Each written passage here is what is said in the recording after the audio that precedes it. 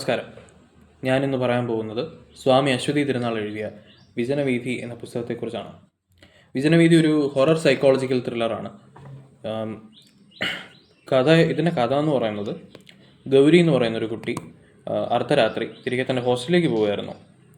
അപ്പോൾ അർദ്ധരാത്രി കവടിയാർ റോഡിനടുത്ത് വെച്ച് ഗൗരി ഒരു സ്ത്രീയെ കാണുന്നുണ്ട്. ഈ സ്ത്രീ അവിടെ കപ്പലണ്ടി വിട്ടുകൊണ്ടിരിക്കുകയായിരുന്നു.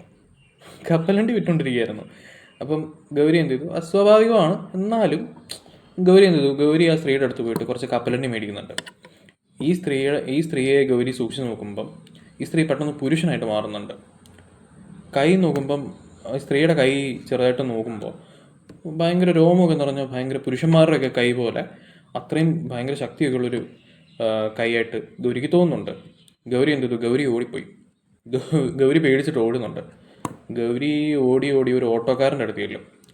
ഈ ഓട്ടോക്കാരൻ്റെ അടുത്ത് എന്നെ രക്ഷിക്കണം, ഇന്ന ഒരാളെൻ്റെ പുറകെ വരുന്നുണ്ട്, എനിക്ക് ഇന്ന സ്ഥലത്താണ് പോകേണ്ടതെന്ന് പറയുന്നുണ്ട്. ഓട്ടോക്കാരൻ നിങ്ങൾ കയറിക്കോളാൻ പറഞ്ഞു. സവാരിക്കിടയിൽ പുള്ളി ചോദിക്കുന്നുണ്ട്, ആരാണ് ഓടിക്കുന്നത്, എന്താണ് കാര്യം എന്നൊക്കെ പുള്ളി ചോദിക്കുന്നുണ്ട്. അപ്പം ഗൗരി പറഞ്ഞു, എനിക്കറിയില്ല ആരാണെന്ന്, ഒരു സ്ത്രീയാണ്, പക്ഷെ പെട്ടെന്ന് അത് പുരുഷനായിട്ട് മാറുന്നു, എന്താണ് സംഭവിക്കുന്നതെന്ന് അറിയില്ല. അവരുടെ കൈ എന്ന് പറഞ്ഞാൽ ഭയങ്കര രോമം നിറഞ്ഞ കൈയാണ്, ഭയങ്കര ശക്തിയൊക്കെയുള്ള ഒരാളുടെ കൈയായിട്ടാണ് എനിക്ക് തോന്നുന്നതെന്ന് പറഞ്ഞു.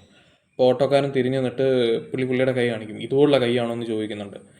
അപ്പോൾ ഗൗരി ബോധം കെട്ട് വീഴും. പിന്നെ നമ്മൾ ഗൗരിയെ കാണുന്നത് ഹോസ്പിറ്റലിലാണ്. ഹോസ്പിറ്റലിലുള്ള ഡോക്ടേഴ്സിനും നേഴ്സസിൻ്റെ അടുത്തും ഗൗരി പറയുന്നത് താൻ ഗൗരിയല്ല, പകരം സുഭദ്രയാണ്, ഇതുപോലെ മാർത്താണ്ഡവർമ്മയുടെ പ്രജയായിട്ടുള്ള ഒരു സ്ത്രീയാണ്, എട്ടുവീട്ടിൽ പിള്ളമാരിൽ പ്രമുഖനായ കുടമൻ പിള്ള എന്ന് പറയുന്ന വ്യക്തിയുടെ അനന്തരവളാണ് താൻ എന്നാണ് ഗൗരി അല്ലെങ്കിൽ സുഭദ്ര പറയുന്നത്. എനിക്ക് പിന്നീട് അങ്ങോട്ട് ഗൗരിയുടെ ലൈഫിൽ എന്തൊക്കെയാണ് സംഭവിക്കുന്നത് എന്നുള്ളതാണ് വിജനവീഥിയുടെ കഥ. എനിക്ക് ഭയങ്കര ഇൻട്രസ്റ്റിംഗ് ആയിട്ട് തോന്നി, ഉള്ളത് പറയാമല്ലോ. പൊതുവേ ഞാൻ വായിക്കുന്നത് എന്താണെന്ന് വെച്ചാൽ, ഞാൻ വായിക്കുന്ന രീതി, ഞാൻ ഒരു ദിവസം ഒരു ചാപ്റ്റർ എന്നുള്ള കണക്കിനാണ് വായിക്കുന്നത്. അത് ചില സമയം അത് ബുക്കിൻ്റെ ഒരു എണ്ണം അനുസരിച്ചോ പിന്നെ നമ്മുടെ സമയം അനുസരിച്ചിരിക്കും. ഭയങ്കരമായിട്ട് സമയം കൂടും, ഭയങ്കര സമയം എടുക്കും ചില ബുക്ക് വായിക്കാൻ. നമ്മുടെ ഒരു തിരക്കും ബുക്കിൻ്റെ പേജസിൻ്റെ എണ്ണവും അനുസരിച്ച് അങ്ങനെയൊക്കെ പോവും. ഇത് ചില ബുക്സ് ഭയങ്കര എക്സെപ്ഷനാണ് കേട്ടോ, ഭയങ്കര എക്സെപ്ഷനാണ്.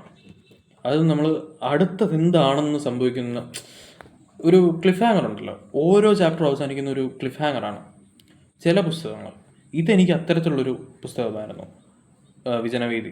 എനിക്ക് ചില സ്ഥലമൊക്കെ വായിക്കുമ്പോൾ കറക്റ്റ് എനിക്ക് മണിച്ചിത്രത്താഴ് പോലെ തോന്നി.